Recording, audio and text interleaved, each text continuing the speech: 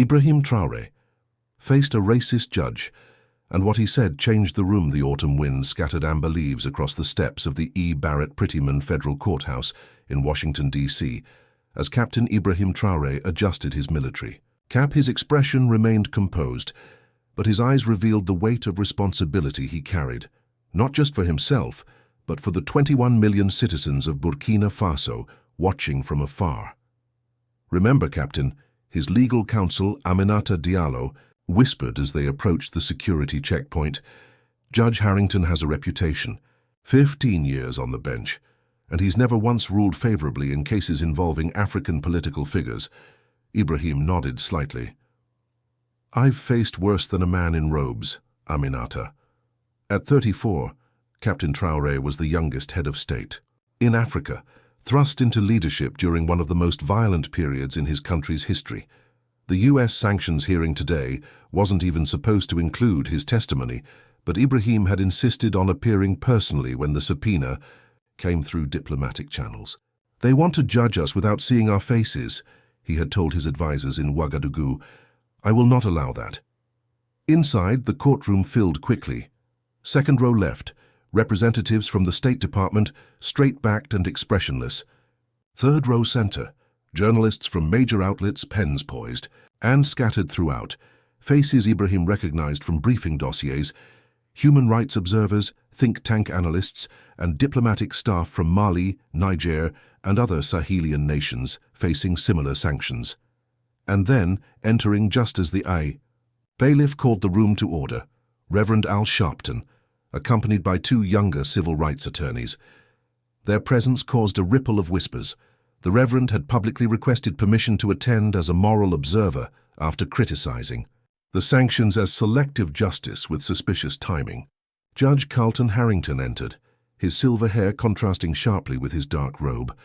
At 72, his slight stoop did nothing to diminish his commanding presence. Docket number 2024 CV 8721, United States Treasury Department versus multiple respondents regarding Executive Order 114192, the clerk announced. The government attorney stood. "Your Honor, we have filed the classified intelligence briefing supporting the sanctions order as requested. We maintain that the full evidentiary basis cannot be disclosed in open court for national security reasons." Aminata rose quickly.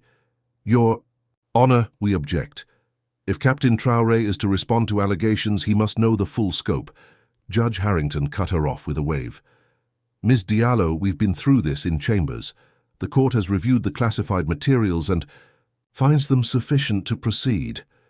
He peered over his reading glasses directly at Ibrahim. "Captain Traoré, while you are not technically a defendant in these proceedings, your testimony has been requested to clarify certain matters. This court expects clarity, not ideology. Do you understand?" The room tensed at the judge's tone. Ibrahim stood slowly, his military bearing unmistakable even in the civilian setting of the courtroom. "I understand perfectly, Your Honor," he replied, his French-accented English precise and measured. "I have come 5,000 miles to provide exactly that, clarity." The judge's eyes narrowed slightly. "Then let's proceed."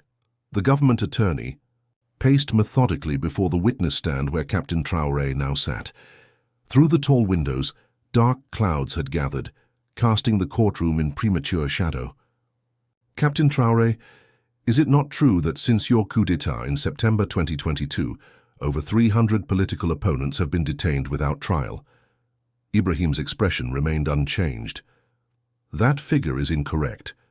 We have detained 47 individuals directly linked to terrorist organizations operating in northern Burkina Faso. Each has been provided legal representation and a military tribunal date. And the journalists who published reports contradicting these numbers. The 3 journalists you refer to were not arrested for their reporting, but for accepting foreign payments to publish unverified claims, a violation of our media transparency laws established in 2018 before my government." The attorney changed tactics. "Let's discuss the Wagner Group mercenaries operating in your country." "Objection," Aminata interrupted. "The presence of security contractors is not relevant to the sanctions order, which specifically cites human rights concerns." Judge Harrington leaned forward. "I'll allow it. The court is interested in all external influences on the respondent's government." Ibrahim answered before the question could be repeated. "Burkina Faso maintains security agreements with several partners, as does the United States. We do not discriminate based on which hemisphere our allies come from."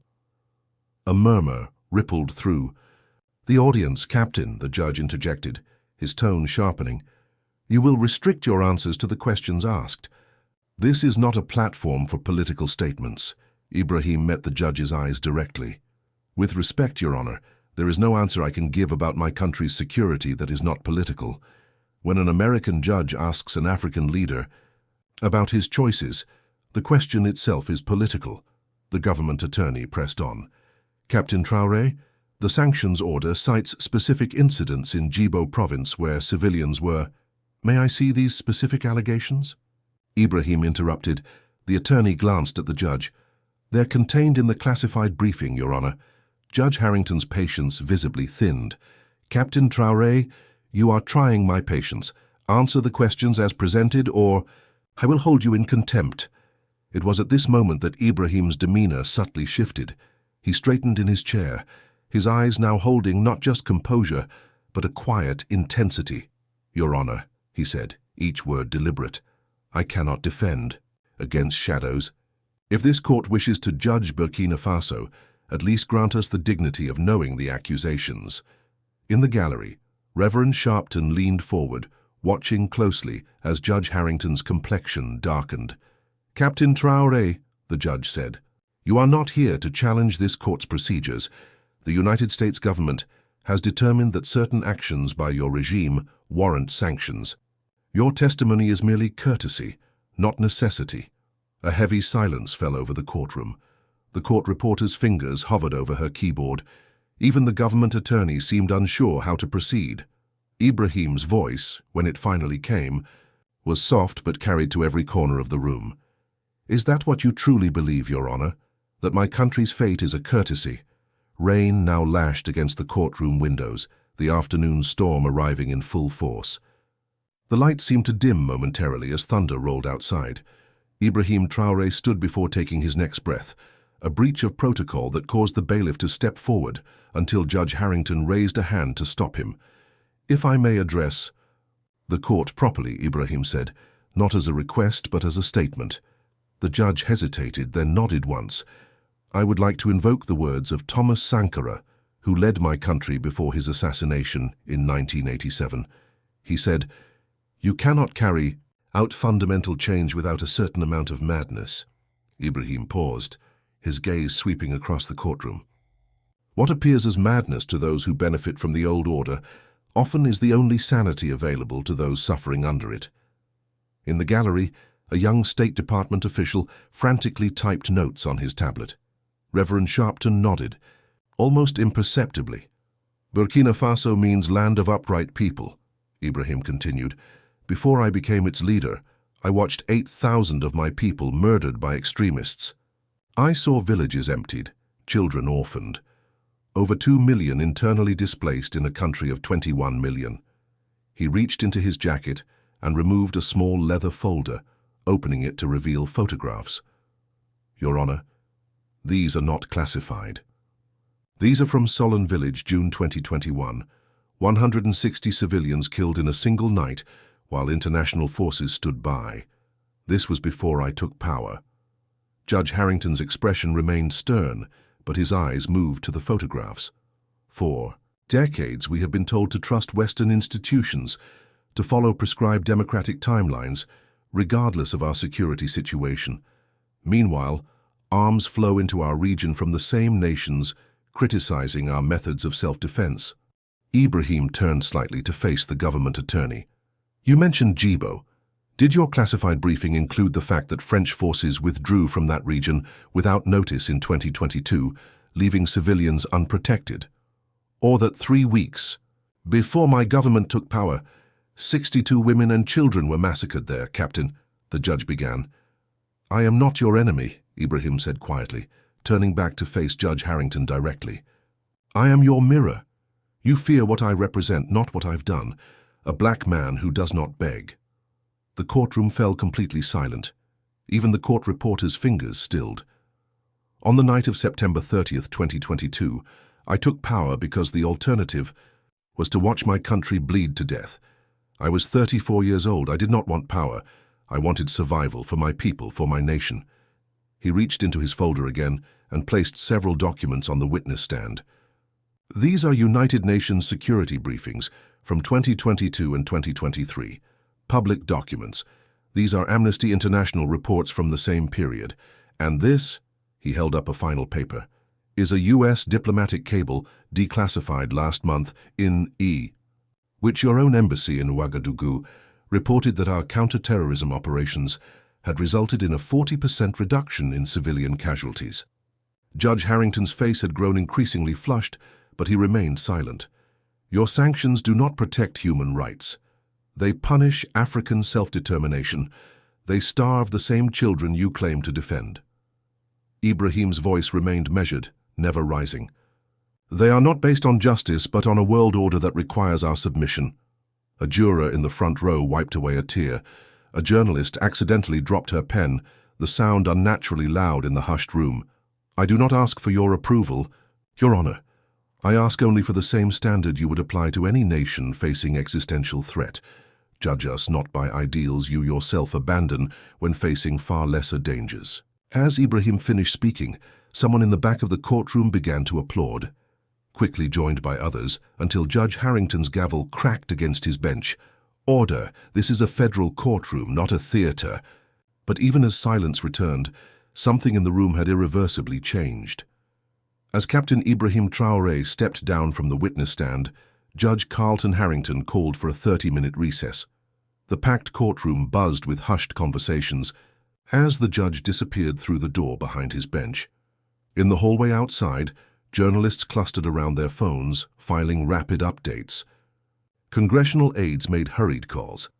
The delegation from Mali huddled with Ibrahim's legal team, speaking in urgent tones.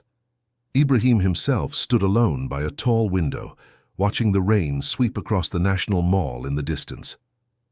The Washington Monument appeared and disappeared through the downpour like a ghost. Captain Traoré. Ibrahim turned to find Reverend Al Sharpton approaching, his two younger colleagues hanging back respectfully. Reverend, Ibrahim acknowledged with a slight nod. That was something in there, Sharpton said quietly. Something I haven't seen in this building in a long time. Truth has become an uncommon visitor in these halls. A smile touched the corners of Sharpton's mouth. Truth has always been here. What's uncommon is making them hear it. He studied Ibrahim's face.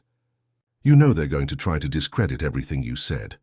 Of course, power never surrenders to moral arguments alone. No, it doesn't. Sharpton glanced toward the courtroom doors, but sometimes, just sometimes, it's forced to look in. That mirror you mentioned. When the court reconvened, a palpable tension filled the room. Judge Harrington's complexion had returned to normal, but a new tightness around his eyes suggested internal conflict. Before we continue, the judge announced, I have reviewed certain materials during the recess. He lifted a document. The court has decided that portions of the classified briefing should be unsealed for purposes of these proceedings. The government attorney rose quickly. Your Honor, the Treasury Department strongly objects. Your objection is noted, Counselor. But the court finds that fundamental due process requires greater transparency in this matter. The judge adjusted his glasses. Additionally, I am ordering an independent review of the intelligence sources cited in the sanctions recommendation.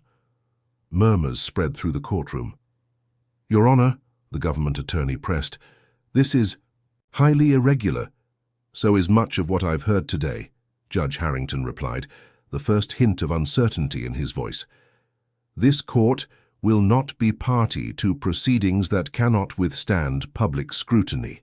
As the legal implications of the judge's decision rippled through the room, Ibrahim exchanged a glance with Aminata, whose expression remained professionally neutral despite the victory.